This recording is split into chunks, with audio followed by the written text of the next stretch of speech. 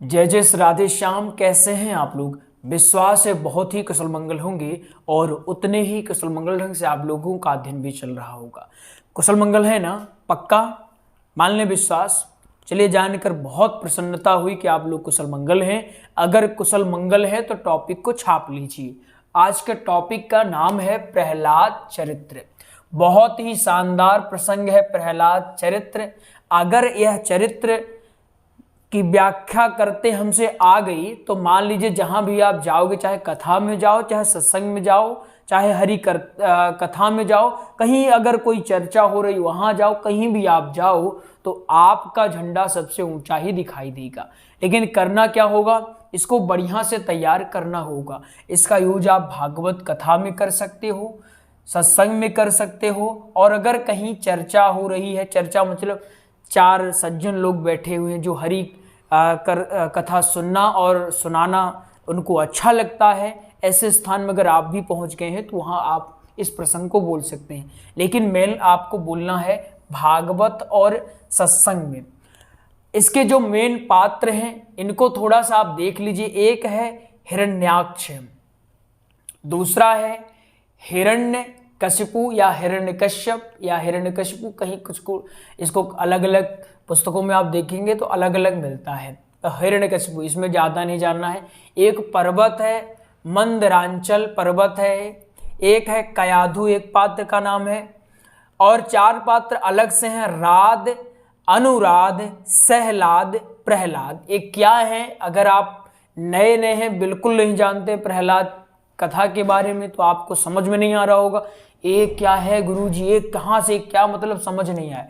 लेकिन आराम से ठहर ठहर के बात करेंगे आप तो चीज़ें आपको जल्दी समझ में आएंगी। ठीक है, चलिए हम कथा को शुरू करते हैं यहीं से। देखिए होता क्या है, आपको बिल्कुल भली भांति से पता है। परीक्षित जी ने प्रश्न किया, समझिएगा, परीक्षित जी ने प्रश्न किया। उनका प्रश्न था कि भगवान राक्षसों का दुश्मन क्यों है? राक्षसों का बैरी क्यों है? आप सब अच्छे से जानते हैं कि सुखदेव जी महाराज और परीक्षित जी महाराज आमने सामने बैठे हुए हैं। परीक्षित जी महाराज को श्राप लगा हुआ है कि दक्षक डसेगा। ये बार बार प्रश्न करते हैं सुखदेव जी महाराज से, और सुखदेव जी महाराज परीक्षित जी के प्रश्नों का सटीक उत्तर देते हैं, और ऐसा उत्तर देते हैं कि जो परीक्षित जी के कल्याण के काम तो आए ही, जन कल्याण के लिए भी उपयोगी हो। परीक्षित जी महाराज प्रश्न करते हैं कि अभी तक जो आप कथा सुनाए हैं हमको, तो उन कथाओं में हमें देखने को मिला है कि भगवान बड़ा पक्षपाती है, बड़ा पक्षपात करता है। तो क्या है, सत्य है? और अगर सत्य है तो ऐसा भगवान करता क्यों है? मैंने अभी देखा कि कैसे भगवान देवताओं के लिए सदैव मदद करने के लिए दौड़ते हैं और जो राक्षस हैं उनको मारने के लिए दौड़ते हैं। अब देखो यहीं पर अमृत निकला तो क्या किए? अमृत देवताओं को दे दिए और जो राक्षस है उनको मार काट डाले। बताओ, तो ये बैर भाव क्यों रखा है भगवान? भगवान तो आप ही ने कहा है महाराज कि भगवान तो सबके साथ समान भाव रखता है, तो ऐसा हमें भेदभाव देखने को क्यों मिल रहा है? सुखदेव जी महाराज कहते हैं, देखे महाराज, यह जो बात है यह गूढ़ बात है। इसका परिणाम इतना जल्दी आप नहीं ला सकते हो कि भगवान बैरी। आप किसी एक पात्र को देख करके भगवान को बैरी या फिर मित्र नहीं कह सकते हो। भगवान तो वह है कि जिस भाव से आप उसको भजोगे उस भाव से वह आपको प्राप्त हो जाएगा। ये कौन कह रहा है? ये सुखदेव जी महाराज कह रहे हैं। क्यों कह रहे हैं भाई साहब? क्योंकि परीक्षित जी ने प्रश्न किया है। ठीक है ना? देखिए, मान लीजिए लिख रहे हैं, ध्यान पूरा पूरा फोकस अब कैमरे की तरह है। कहीं लिखते ताका कुछ और लिख गया तो उसको समझा करिए कि वो प्रेशर में लिख गया होगा, गर्मी का प्रेशर और काम का प्रेशर, तो उसको ज़्यादा वो ना किया करिए। कुछ लोग तो एकदम गला पकड़ लेते हैं, आपने ऐसा गलत क्यों लिख दिया, पूरा अनर्थ कर दिया, अर्थ का अनर्थ। यहाँ अगर मान लीजिए गलती से गलत लिख गया तो बोल भी तो रहे हैं, समझ लिया करिए। चलिए आते हैं मुद्दे पर। तो मुद्दा ये है कि परीक्षित जी के प्रश्नों का उत्तर अब दे रहे हैं कि भगवान भेदभाव नहीं करता है, अगर तुम्हें इसका एक सटीक प्रमाण चाहिए तो मैं तुमको सटीक एक प्रमाण देता हूं। तो सटीक प्रमाण के रूप में सुखदेव जी महाराज सुनाते हैं प्रहलाद जी की कथा। इसमें आप एक भजन है वो गा सकते हैं, करता रहूं गुणगान। क्या भजन का नाम है? करता रहूं। चलिए, आप जब इस कथा को प्रारंभ करेंगे तो उससे पहले जो हमने आपको रूपरेखा बताई है, कोई भी कथा होगी, समझ लिए, एक छोटी सी बात समझिए, कथा को डायरेक्ट प्रारंभ नहीं करना है, पहले उसकी एक पृष्ठभूमि आपको तैयार करनी है, उसके बारे में थोड़ा सा बताना है कि अच्छा ये हम समझने वाले हैं। जैसे अब आपका एक माइंड सेट बन चुका होगा, जैसे हमने अगर सीधे हम स्टार्ट कर देते प्रहलाद कौन है, कौन, तो एक धारणा है आपकी, जो पृष्ठभूमि है वो क्रिएट ना हो पाती। लेकिन अब आपके मन में एक छवि क्रिएट हो चुकी है कि हम प्रहलाद चरित्र इसलिए पढ़ रहे हैं क्योंकि हमें जानना है, हमें जिज्ञासा कि आखिर भगवान भेदभाव क्यों करता है, इसका उत्तर इस प्रसंग में छिपा है, इसलिए हम ढूंढ रहे हैं। तो जैसे ही कथा प्रारंभ करने की बारी आएगी, ये भजन गाएंगे। कैसे गाएंगे? मैं करता रहूं गुणगान, मुझे दो ऐसा वरदान। मैं करता रहूं गुणगान, मुझे दो ऐसा वरदान। हो तेरा नाम ही जपते जपते ओ मेरे तन से निकले प्राण। मैं करता रहूं गुणगान, मुझे दो ऐसा वरदान। चलिए, बहुत हो गया संगीत, अब आते हैं इसमें। आप लोग बाकी जो ये संगीत है इसको नोट्स में आपको मिल जाएगा, यूट्यूब में मिल जाएगा, खोज लीजिएगा। अब हम प्रारंभ करते हैं इसमें। कालांतर में क्या हुआ, भगवान ने हिरण्यकश्यप का वध, हिरण्याक्ष का वध किया। किसका? हिरण्याक्ष का वध कर दिया। ये बड़ा आतताई था, पृथ्वी को लेकर भगा जा रहा था, तो भगवान ने इसका कर दिया वध। अब जब भगवान ने इसका वध कर दिया, ये तो मूर्ख था, इससे बड़ा एक और मूर्ख पैदा हुआ, उस मूर्ख का नाम था हिरण्यकश्यप। क्या नाम था? हिरण्यकश्यप। ये मूर्ख तो था ही, ये तो बकलोल था ही, इससे बड़ा बकलोल हिरण्यकश्यप पैदा हो जाता है। ये कहता है नारायण, ये नारायण का पक्का दुश्मन था। ये पहले कम था, लेकिन इसकी मृत्यु के बाद ये ज्यादा बड़ा हो गया दुश्मन। अब समझिए इसको, कालांतर में एक आतताई राक्षस हिरण्याक्ष पृथ्वी को लेकर के भगा जा रहा था, तो भगवान पृथ्वी को बचाने के लिए इसका वध कर देते हैं। तो इसका जब वध हो जाता है, ये दोनों हैं भैया भैया, आपस में भाई भाई हैं, और महामूर्ख मूर्ख दोनों हैं। तो पहला मूर्ख जब मरता है तो दूसरा मूर्ख कहता है कि वो नारायण, वो छलिया जो मेरे भाई को छल से मारा है और बिना किसी दोष के मारा है, मैं उस नारायण की ख्याति को मिटा दूंगा। मेरे सामने वह नारायण आएगा तो मैं शीघ्र उसको खत्म कर डालूंगा। ये कौन कहता है? हिरण्यकशिपु कहता है, ये शपथ लेता है मन ही मन कि मैं नारायण को जीने नहीं दूंगा। अब एक दिन ऐसा जरूर लाऊंगा कि नारायण आकर के मेरे पैरों तले अपनी नाक रगड़ेगा। और ये ढिढोरा पिटवा देता है यत्र तत्र की मेरे आसपास, अभी शक्तियां इसके पास नहीं है तो हर जगह नहीं फैलवा सकता, लेकिन ये कहता मेरे आसपास नारायण की चर्चा नहीं होनी चाहिए। ठीक है ना? तो ये तो चले गए, काम तमाम इनका हो गया। अब बारी है इनकी, तो अब ये क्या करेंगे वे समझिएगा। हिरण्यकशिपु अब ये भाई तो मर जाता है, लेकिन अब ये देखता है कि अगर अभी मैं नारायण के पास जाता हूं लड़ने तो नारायण मेरी चटनी बना देंगे, और अगर नारायण मेरी चटनी बना दिए तो मेरा संकल्प कहाँ जाएगा? नष्ट हो जाएगा। एक चीज और बताते हैं, अभी याद आ गई। कुछ लोग कहते हैं गुरु जी साहित्यिक शब्द नहीं बोलते हैं, साहित्यिक बोलिए ना। देखिए, साहित्यिक शब्द आपको नोट्सों में मिल जाएंगे, आपको ग्रंथों में मिल जाएंगे, आप वहां पढ़िए। आप क्लास में वही चीजें अगर पढ़ेंगे जो ऑलरेडी लिखा हुआ है ग्रंथों में, तो क्लास में समय व्यर्थ करने से क्या मतलब है?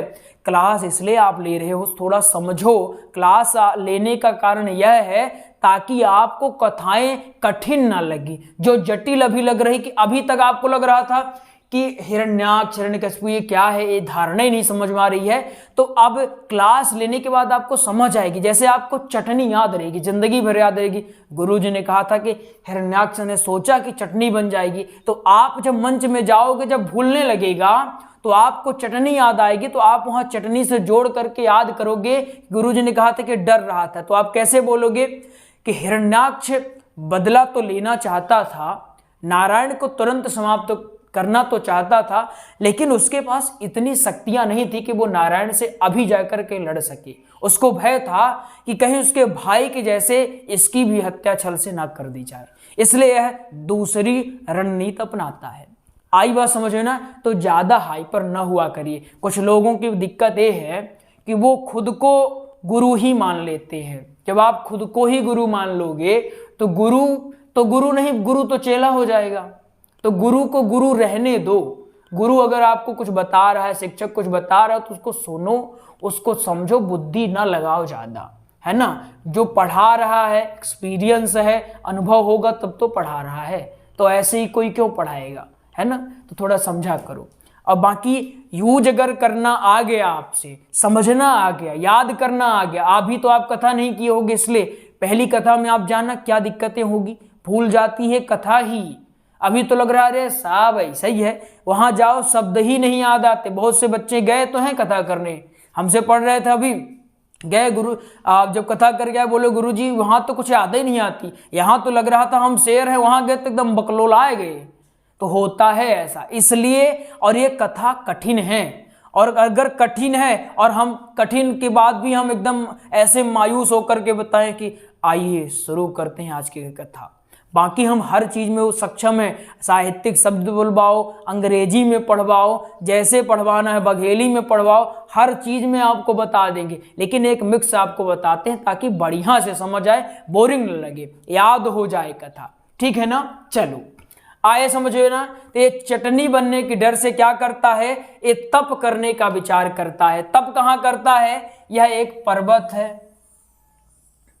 इस पर्वत का नाम कोई बता सकते हैं क्या? अगर किसी को पहले से पता है तो बिल्कुल कमेंट कर लीजिएगा। इस पर्वत का क्या नाम है? मंदरांचल।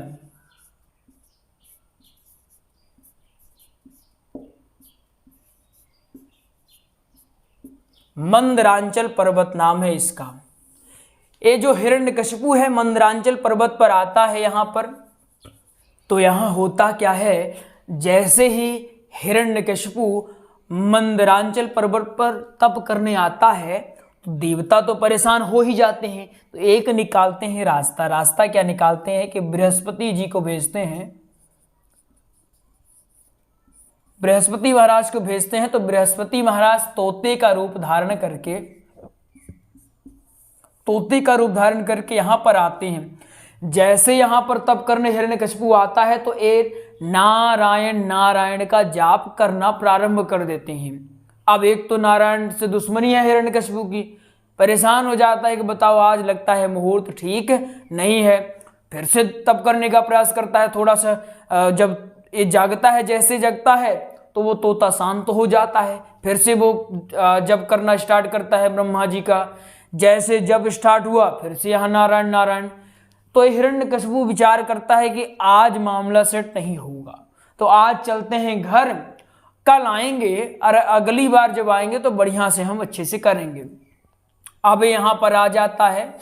तो यहाँ पर जो हिरण्यकशिपु है इसकी पत्नी का नाम है क्या? कयाधु। कयाधु किसकी पत्नी का नाम है? ये हिरण्यकशिपु की पत्नी का नाम है। ठीक है ना? ये डायग्राम आप बना लीजिएगा, थोड़ा सा आपको बढ़िया से समझना पड़ेगा, बाकी डायग्राम आपको अच्छे से काम आ जाएगा। तो हिरण्यकशिपु घर आता है और घर में इसकी जो पत्नी है कयाधु, कयाधु कहती है कि स्वामी जी इतनी जल्दी आपकी तपस्या हो गई, इतनी जल्दी ब्रह्मा जी कैसे मान गए? आपका तो वरदान बड़ा लंबा चौड़ा था, तो इतनी जल्दी कैसे मान गए? हिरण्यकशिपु कहता है माने नहीं है, एक तोता है, मूर्ख तोता, वो नारायण नारायण का जप कर रहा था, मुझे लगा अब सगुन होगा इसलिए मैं चला आया, मैं अगली बार जाऊंगा तो अच्छे से करूंगा। अब इस बार फिर से शानदार तैयारी, अच्छे से जानदार और शानदार तैयारी करके आता है। और ये जो हिरण्यकशिपु है तप प्रारंभ कर देता है। इतना घोर तप करता है, पूरे शरीर में इसके दीमक लग जाती हैं। इसकी ऐसी कठिन जो तपस्या है उसको देख करके ब्रह्मा जी प्रकट होते हैं। प्रकट होने के बाद कहते हैं, बेटा तुम्हें जो वरदान चाहे बताओ, हम तुम्हें वरदान देने के लिए तैयार हैं। एक कहता है मुझे अमरता का वरदान आप दे दो। ब्रह्मा जी परेशान हो जाते हैं, कहते हैं देखो बेटा ऐसा है, उटपटांग बातें ना किया करो, उटपटांग बातें करोगे तो खींच के लगाएंगे तुमको एक चपाट, शांत हो जाओगे, तो ये उटपटांग बातें ना किया करो। हालांकि ऐसा ब्रह्मा जी नहीं कहते हैं, है ना, ये आपको बोलना नहीं है मंच में, ये इंटरेस्टिंग बनाने के लिए, ताकि आपका मन लगा रहे, इसलिए बताया जा रहा। बाकी ब्रह्मा जी ये नहीं बोलेंगे चटकन लगाएंगे, कोई सीरियस हो जाए, ब्रह्मा जी चटकन के क्यों बोल दिए, ये गलत बात है, चटकन कहाँ लिखा हुआ है, हमें दिखाओ, प्रमाण दिखाओ, चौपाई दिखाओ, श्लोक दिखाओ। बोले नहीं है, ये इंटरेस्टिंग बनाने के लिए, ठीक है ना। बोले तो ऐसा होंगे हमारे हिसाब से, जैसा ग्रंथ में लिखा है कि ब्रह्मा जी कहते हैं कि अमरता का वरदान तो हम देवताओं को भी नहीं मिला है, तो हे पुत्र तुम कोई और वरदान मांग लो, हम तुम्हें वह वरदान प्रदान करेंगे। ऐसा आपको बोलना है व्यासपीठ पर बैठकर। आया समझ में कि नहीं। तो अब जो ब्रह्मा जी हैं वो प्रकट होते हैं, हिरण्यकशिपु को वरदान देते हैं, कहते हैं कि अमरता का तो नहीं देंगे, कोई दूसरा मांग लो। बोलता है कि अगर अनेकों वरदान मांगे तो ब्रह्मा जी कहते हैं ठीक है मांग सकते हो, तुम्हारा जो तप है कठिन है, तो जब कठोर तप तुमने किया है तो तुम्हें फल भी अच्छा मिलना चाहिए। ते वरदान मांगता है कि महाराज न मैं दिन में मरूं न रात में मरूं। ये ध्यान देना है आपको, जो हिरण्यकशिपु है वो पहले वरदान मांगने वाला था अमरता का, अमरता का वरदान ब्रह्मा जी ने नहीं दिया, तो एक कौन सा वरदान मांग रहा है वो देखना है। कहता है ना मैं बाहर मरूं ना मैं भीतर मरूं, ना मैं दिन में मरूं ना मैं रात में मरूं, ना मैं ऊपर मरूं ना मैं नीचे मरूं, ना मैं देवता से मरूं ना मैं जानवर से मरूं, ना मैं मनुष्य से मरूं, किसी से मेरी मृत्यु ना हो, यहाँ तक कि आपकी बनाई हुई सृष्टि में कोई भी मुझे ना मार पाए। एक और वरदान मांगता है, कहता है कि आपके बनाए गए 12 महीनों में से मैं किसी महीने में ना मरूं, ऐसा कठिन वरदान मांगता है। ब्रह्मा जी माथा पकड़ लेते हैं, कहते हैं राम राम, पहली बार मेरा कोई ऐसा भक्त हुआ है जो इतनी सारी डिमांड एक साथ रख दिया है। और कहते हैं जरूर ये कोई गड़बड़ करने वाला है, जैसे प्रद्युम्न साहब कहते हैं कोई तो गड़बड़ है, ये कहते हैं ब्रह्मा जी की जरूर ये कोई गड़बड़ करेगा, लेकिन अब ये कठोर तप किया है तो फल तो देना ही पड़ेगा। ब्रह्मा जी कहते हैं तथास्तु, और वहां से अंतर्ध्यान हो जाती है। जहां उसको पता चला कि मुझे अब तो सारे वरदान मिल चुके हैं, इसने अपना आतंक बढ़ा दिया, और आतंक ऐसा बढ़ा कि सारे देवता इससे परेशान हो गए, सारे देवताओं को इसने बंदी बना लिया, हर जगह से मंदिर तोड़वा दिए, हर जगह से धर्म का मूल विनाश करने का ये सोचने लगा। लेकिन कहते हैं ना कि जो धर्म का विरोधी होता है, धर्म एक दिन उसका पतन अवश्य कर देता है। अब समझिएगा होता क्या है, अब इसी के घर में 2 समय कहें या इसका पाप जो है इसके घर में ही जन्म ले लेता है, या इसका जो काल है इसके घर में ही जन्म ले लेता है। उसका नाम है प्रहलाद। ये छोटा सा बच्चा प्रहलाद एक कैसा होता है अब समझेगा। यहां पर शहनाइयां बजने लगी, 4 पुत्रों का जन्म हुआ, और उन 4 पुत्रों में एक का नाम क्या था, राध, एक का नाम क्या था, अनुराध। एक कौन है जो हमने शुरू में पात्र लिखा था, एक कौन है, ये हिरण्यकशिपु के पुत्र हैं, राध, अनुराध, फिर सहलाद, सहलाद जो सबसे छोटे हैं प्रहलाद। जो ये सबसे छोटे पुत्र प्रहलाद हैं तो ये सबसे अलग थे, इनकी लीक ही अलग थी। अब सोचिए ये ऐसे थे कि जैसे सारे कीचड़ में सिर्फ एक कमल का पुष्प खिला हुआ है, मानो ऐसा प्रतीत हो रहा था प्रहलाद जी को देख करके। ऐसी व्याख्या आप भी चाहो तो मंच में कर सकते हो। प्रहलाद जी की आभा ही अलग थी। सब लोग वहां पर जो हिरण्यकशिपु था इसके भय से भक्ति करना छोड़ दिए थे, लेकिन ये प्रारंभ से ही भक्ति भावना में लीन रहते थे। हिरण्यकशिपु बड़ा परेशान था, छोटा सा बालक था, कर भी कुछ नहीं सकता था, लेकिन बड़ा परेशान था। सोचता था कि अगर ये भक्ति भावना में लगेगा तो मैं तो बाहर के दुश्मनों को खत्म कर रहा हूं, लेकिन अंदर ही दुश्मन पड़ा है, तो मैं क्या करूंगा। तो प्रहलाद के लिए एक योग्य गुरु की नियुक्ति करता है। तो यहां पर ये प्रहलाद जी जाते हैं अध्ययन करने के लिए, यहाँ पर पढ़ाई करते हैं, इस स्कूल में जाते हैं। जो इनका मास्टर साहब है, मास्टर साहब खूब पढ़ाते हैं, बढ़िया से पढ़ाते हैं कि हमारे भगवान कौन है, हिरण्यकशिपु हैं, हमारे पालक कौन है, हिरण्यकशिपु हैं, सारी बातें बताते हैं। लेकिन प्रहलाद, जब ये सारी गुरुजी की सारी बातें जब हो गई तो प्रहलाद जी कहते हैं, गुरुजी एक तो हमारे पास भी कुछ बात आई है, अगर आप कहो तो आपको बता दे। तो बोलते बताओ बेटा, ये तो अच्छी बात, तुम बताओ। कहते हैं आपने गलत बताया है, आपको मैं एक बात बताता हूं, ये सारा मोह त्यागिए और नारायण नारायण का जाप करिए। आप जो ये पड़े हुए हैं मोह माया में, इसको त्यागिए। मोह माया क्या है गुरुजी, क्या लेके आए थे, क्या लेके जाएंगे, आप क्यों परेशान हो रहे हैं, आप उस नारायण को भूल गए हैं जो नारायण हमें बनाया है। गुरुजी परेशान हो गए, भैया बड़ा विचित्र हो गया, ये तो बताओ, हमको ही सिखाने मिल गया। लेकिन बोले कि चुप रहना, ये बात मुझसे कह दियो तो ठीक है, और किसी को मत कहना। तुम जैसे छोटे बच्चे क्या होते हैं, छोटे बच्चों को मना कर दिया जाए कि मत करना तो वही करने लगते हैं। अब कह दो ना कि बेटा ये मत करो, ये ठीक नहीं है, वही करेंगे। और कह दो कि कर लो तो नहीं करेंगे। बोल दो कि खेलने मत जाना, धूल में मत खेलना, तो वो खेलेंगे, बिल्कुल जाकर खेलेंगे। और अगर कह दो बेटा पढ़ने बैठना ही ठीक होगा, ना ना ना, ये ठीक नहीं है। ऐसे हुआ प्रहलाद जी के साथ। अब मना किए गुरुजी कि आना, ये सब दूसरों को मत बताना, मुझे बता दियो ठीक है, अब किसी को मत कहना। तो ये अपनी एक टोली बना लिए, सबको पाठ पढ़ाने लगे, कहने लगे नारायण क्या होता है, स्तुतियां बताने लगे, श्लोक बताने लगे, कथाएं बताने लगे। अब सोचिए एक छोटा सा बालक जिसके पास माहौल ही नहीं था, एक कथाएं कैसे आई। ये सिर्फ और सिर्फ प्रभु की कृपा होती है। जो लोग कहते हैं ना हमारे पास माहौल नहीं है, ये नहीं है, वो नहीं है, तो वो सीखे इससे। इसके पास क्या माहौल था, इसके पास तो बिल्कुल माहौल नहीं था। इसके पास तो ऐसा था कि भाई इसको सिर्फ और सिर्फ ये बताया जा रहा था कि सब कुछ ये है, नारायण कौन है किसी को पता नहीं, ब्रह्मा कौन है किसी को पता नहीं, सिर्फ जो भी हैं ये हैं। लेकिन अचानक कैसे श्लोक उसमें जिसमें भी नारायण की व्याख्या हो, नारायण के गुणगानों की व्याख्या हो, उस श्लोक के बारे में इनको कैसे पता। ये सिर्फ और सिर्फ हरि की कृपा से होता है, प्रभु की कृपा से होता है। तो कहते हैं जिन पर प्रभु की कृपा होती है तो कितनी भी विपरीत स्थितियां हो आपके अनुकूल बनती जाती हैं। बस प्रभु की आपके ऊपर अनुकंपा होनी चाहिए। प्रहलाद जी सभी बच्चों को इकट्ठा करते हैं। बात धीरे धीरे पहुंचती है हिरण्यकश्यप के पास। थोड़ा जल्दी इसको बता देते हैं क्योंकि वीडियो लंबी ना हो पाए। बाकी अगर आप कहेंगे और डेप्थ में बताना है तो आपको अगली क्लास में बता देंगे। ये बात पहुंचती है हिरण्यकशिपु के पास।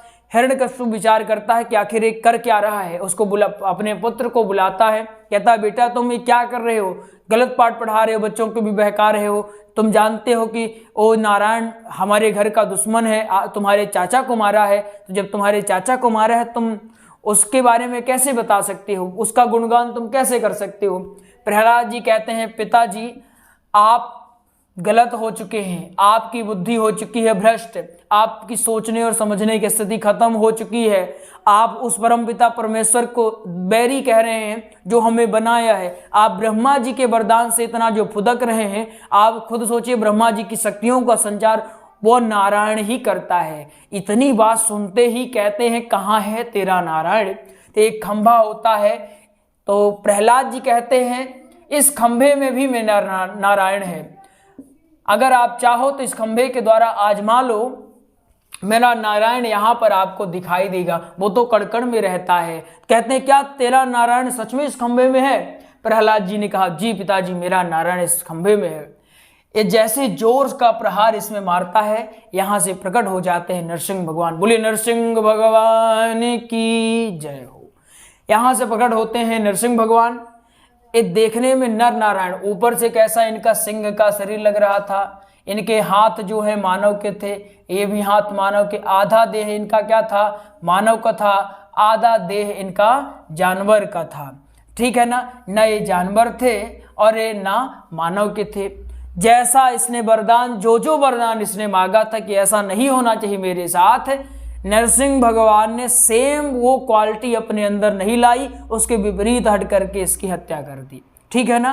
अब आते हैं, जैसे यहाँ पर खड़ा है बेचारा बकलोल आदमी, ये यहाँ पर खड़ा हुआ था नरसिंह, क्षमा करिए, ये जो हिरण्यकशिपु है बकलोल व्यक्ति खड़ा था यहाँ, नरसिंह भगवान का यहाँ देखा, बुदुराने लगा, ऐसे ऐसे खींच काटने लगा कि अरे मुझे क्या होगा, मैंने तो वरदान मांगा है। तो वरदान मांगा है, नरसिंह भगवान ने तुरंत इसको झपट्टा मारा, अपने गोद में उठा लिया। तो कहते हैं बेटा ऐसा है, ये कहता है, हिरण्यकशिपु कहता है बेटा ऐसा है, तुमने मुझे गोद में भले उठा लिया है, लेकिन मैं मरने वाला तो हूं नहीं, मुझे तो ब्रह्मा जी ने वरदान दिया है, तो मेरी मृत्यु तो आ ही नहीं सकती है। नरसिंह भगवान कहते हैं देखो ऐसा है, मैं यहाँ मारने के लिए ही आया हूँ और फुल प्लानिंग से आया हूँ, और जब तैयारी पक्की हो तो डरने की आवश्यकता नहीं होती है। तुमने क्या वरदान मांगा है? ये कहता है मैं न दिन में मरूं न रात में मरूं। नरसिंह भगवान कहते हैं देख गधुली वेला है, न दिन है न रात है, तू तो चतुर था, लेकिन हम भी तो तुम्हारे गुरु ही हैं, तो अगर गुरु चेला से भी बुद्धिमान ना हो तो फिर वो काहे का गुरु? गुरु तो गुरु का पद ही होता है, तो हम तुम्हारे गुरु हैं। तो देखो ये न दिन है न रात है, बीच वाला मामला सेट है, गधुली बेला है। इसने कहा था ना मैं ऊपर मरूं ना मैं नीचे मरूं। नरसिंह भगवान कहते हैं तू कहाँ है, ऊपर है नीचे है? तू ना जमीन में है ना आकाश में है, तू तो बीच में है, हवा में तैर रहा है। फिर हिरण्यकशिपु कहता है कि मैं ब्रह्मा जी की बनाई हुई सृष्टि में किसी भी जीव से ना मरूं। तो कहते हैं ब्रह्मा ने मुझे नहीं बनाया है, मैंने ब्रह्मा को बनाया है। देख ले क्या मुझे ब्रह्मा जी ने बनाया है? ना, मैं तो खुद अपने आप स्वरूप लेकर आया हूं तुझे मारने के लिए। ये कहता है मैंने वरदान लिया है कि ना मुझे मानव मार सकता है ना जानवर मार सकता है। कहते हैं देख ना नरसिंह हूं, मिक्स हूं, अब मिक्स हूं तो अब इसमें तो कुछ वहां लगता ही नहीं, तेरा वरदान यहाँ दूर दूर तक कहीं दिखाई नहीं दे रहा है।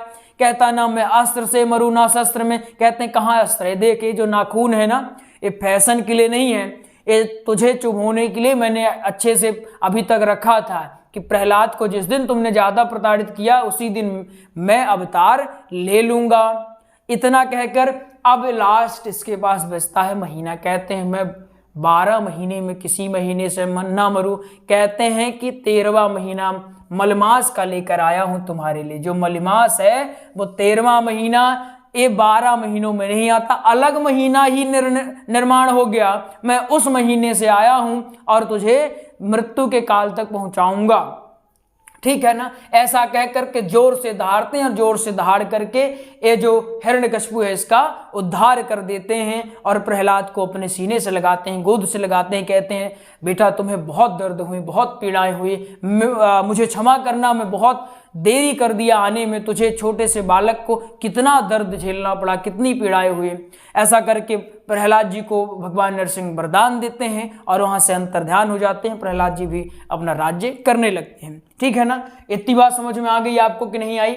चलिए आ गई होगी, थोड़ा जल्दी बता दिए हैं क्योंकि टेक्निकल इशू हो रहा है यहाँ पर थोड़ा सा, इसलिए आपको थोड़ा जल्दी बता दिए हैं।